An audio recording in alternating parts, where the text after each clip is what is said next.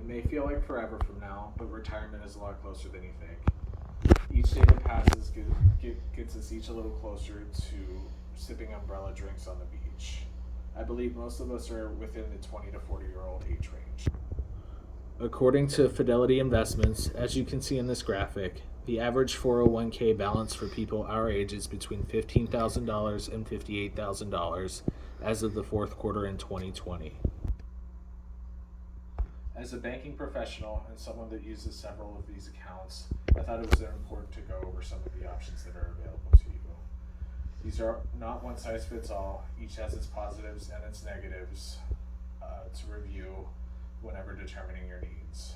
There are many options available. However, I'm going to focus on three specific types of accounts: employer sponsored, individual retirement accounts, and non-personal retirement accounts.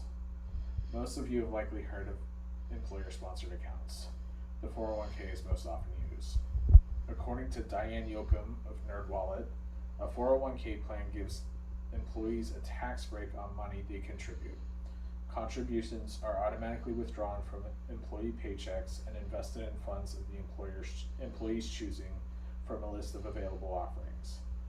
The tax break that Yoakum mentions can be divided into two buckets: a traditional account or a Roth account. A traditional account gives a tax break up front, and taxes are withdrawn upon contribution. A Roth account flips that, where taxes are taken out at the beginning and there are no taxes upon withdrawal. One draw to a 401k is companies typically match contributions made by the employee. This means that if an employer offers a 4% match, for example, and the employee chooses to contribute 4% of their salary or more to the account, the company will contribute the equivalent amount up to 4%. According to Emily Brandon of US News, the average 401k contribution was 7% of pay in 2019, according to Vanguard 401k plan data, but that jumps to 11% when employer contributions are included. Funds in a 401k cannot be touched until the contributor is 59 and a half years old. 403b plans are very similar to 401k plans, However, they are specifically designated for nonprofit and government employees.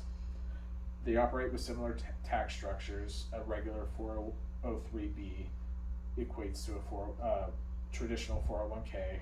A Roth 403b equates to a Roth 401k. However, there's one thing that makes 403bs different than 401ks. According to the IRS, if an employee has 15 or more years of service with certain nonprofits or government agencies, they may be able to make additional catch-up contributions to a 403b plan than those who have a 401k plan. That means that if you have a 403b for 15 or more years with certain limitations, you can contribute more than the $19,500 limit that comes with the 401k. Something you might not be aware of is an individual retirement account or an IRA. IRAs have a similar structure to 401ks and 403bs. They can be opened in either a traditional or a Roth type of account and have an age minimum of 59 and a half years old before you can take a distribution. IRAs have an interesting separator from 401ks. According to Gene Folger of Investopedia, you can use money in your IRA to buy a house, but you must be a first-time home buyer. This means that you can utilize the money in your accounts before you hit 59 and a half if you qualify as a first-time home buyer. As Folger notes, you are considered a first-time home buyer if you and your spouse, if you have one, haven't owned a home at any point during the last 2 years for Roth accounts, or you can withdraw up to $10,000 under the same qualifications for traditional accounts. While IRAs provide some nice benefits, they come with certain limitations. The yearly contribution maximum for both traditional and Roth IRAs is $6,000, which compared to a 401k at $19,500. As IRAs are individual accounts and not company sponsored, They do not come with the employer match contribution that is typically seen within 401ks. 401ks, 403bs, and IRAs are typically used to fund day-to-day retirement life.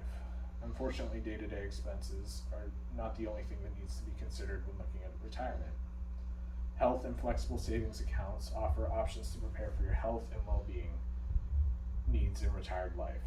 These accounts are strictly limited to withdrawals for health-related needs, and they come with a much smaller contribution maximum of $3,600. However, the funds can be withdrawn at any time. There is no age minimum for withdrawal. These accounts are typically set up through an employer and occasionally see an employer contribution. However, there are options to contribute to these types of accounts outside of company-sponsored options. All of these accounts have been focused on personal needs. However, at some point you may need to offer help to your children or your grandchildren.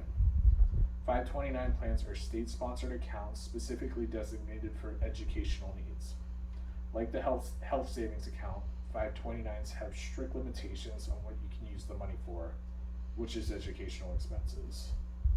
Funds can be withdrawn at any time for qualifying expenses, and any gains the fund makes are not taxed. I don't want to take up any more of your non-retirement time. Again, there is no perfect account. Each one has qualities that need to be assessed in order to find what fills your needs. Employer-sponsored accounts are the most common, while IRAs and non-personal accounts provide benefits as well.